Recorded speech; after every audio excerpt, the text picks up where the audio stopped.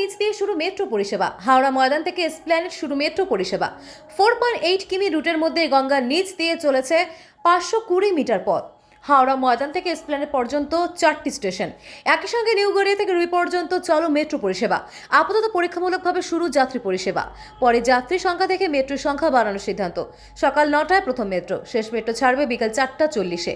New Garia থেকে রুই পর্যন্ত 20 মিনিট অন্তর চলবে মেট্রো। ন্যূনতম ভাড়া 5 টাকা এবং সর্বোচ্চ ভাড়া 20 টাকা।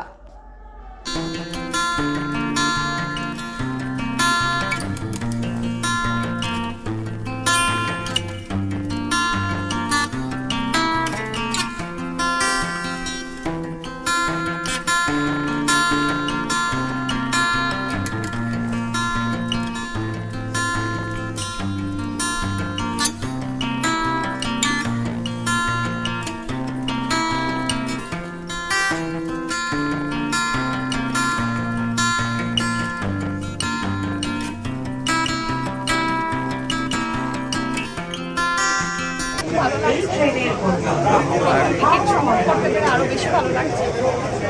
কতটা সুবিধা হবে?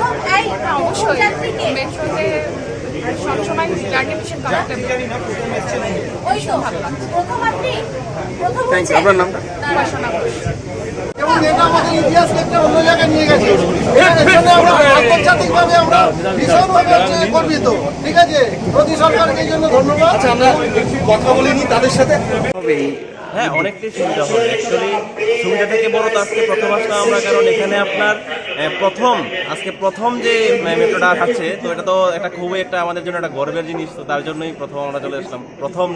প্রথম মেট্রোতে করে আমরা হাওড়া ময়দান চলছি।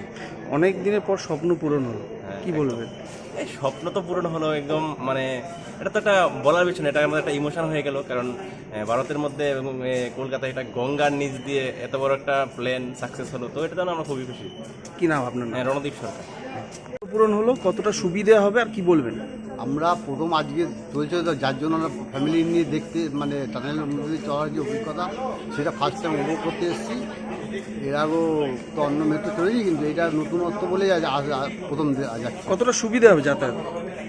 আর অ্যাকচুয়ালি আমাদের রুটটা তো ওইদিকটা, আমরা বেলেঘাটা থেকে এদিকে আসি, আমাদের না, ধর্মতলা থেকে হাওড়া যেতে এটা হবে, যারা আসছেন হাওড়া থেকে মোটামুটি তার সুবিধাই হবে নিশ্চয়ই। আপনার নাম?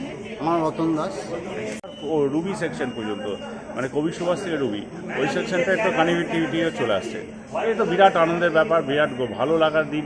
সব মানুষকে নিয়ে আমরা আজকে যে প্রথম মেট্রোতে চাপবো, এটাই বিরাট আনন্দের। এর সঙ্গে আরো দুটো সেকশন আজকে উদ্বোধন হচ্ছে, সেটা যদি একটু বলে দেন। এর সঙ্গে দুটো সেকশন চালু হচ্ছে আজকে, সেটা হলো কবি সুভাষ থেকে রুবি পর্যন্ত, যেটা হেমন্ত মুখার্জি বলা হয়। আর একটি সেকশন যেটা এসপ্ল্যানেড জোকা থেকে, যেটা তারাতলা ছিল, সেটা মাঝেরহাট পর্যন্ত খুলে গেল। প্রথম চড়েছিলেন যখন, আবার এই ইতিহাসের সাক্ষী, কি বলবেন? কতটা আনন্দ? খুব খুশি। তখন আমি একা ছিলাম, এখন আজকে আমার স্ত্রীকেও নিয়ে এসেছি, উনি আমার সাথে আছেন। সল্টলেক থেকে ভোরবেলায় বেরিয়ে 5:30টায় বেরিয়ে পড়েছি বাড়িতে তার জন্য। কতটা সুবিধা হবে এটার জন্য? এই যে এটা চালু হলো, কতটা সুবিধা হবে? খুবই সুবিধা হবে। আর যখন পুরোটা চালু হয়ে যাবে, মানে মাঝখানে চলে যাবে, তখন তো কথাই নেই। হাওড়া, শিয়ালদা, ধর্মতলা সবগুলোই একসাথে পাওয়া যাবে। আপনার নামটা?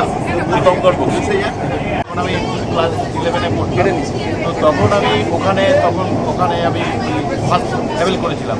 আজকেও আমি অনেক দিন অপেক্ষা করেছিলাম যে এই মেট্রোটা গঙ্গার তলা দিয়ে যখন যাবে, তখন ফার্স্ট দিন যাবো। সেই জন্য মানে কালকের থেকে খুব ছিলাম, উত্তেজিত ছিলাম এবং রাত্রে বেরিয়ে পড়েছিলাম। তো আজকে আমি সেই মেট্রো ঐতিহাসিক হ্যাঁ, পুরো মেট্রো। কারণ আমি যখন স্কুলে যেতাম, তখন দেখতাম সেন্ট্রাল এভিনিউয়ে প্রচুর রাস্তার উপরে পড়ে থাকতো। তার কোনো, আমি ভাবতাম যে সারা জীবনেও কোনোদিন হবে না, এই মেট্রো কোনোদিন চালু হবে না। তারপরে দেখলাম যে আস্তে আস্তে চালু হয়েছে। খুব আনন্দ পেয়েছিলাম যে মেট্রোতে। সাধারণ মেট্রো কলকাতার গর্ব, এবং কলকাতার গর্ব এবং পশ্চিমবঙ্গের গর্ব।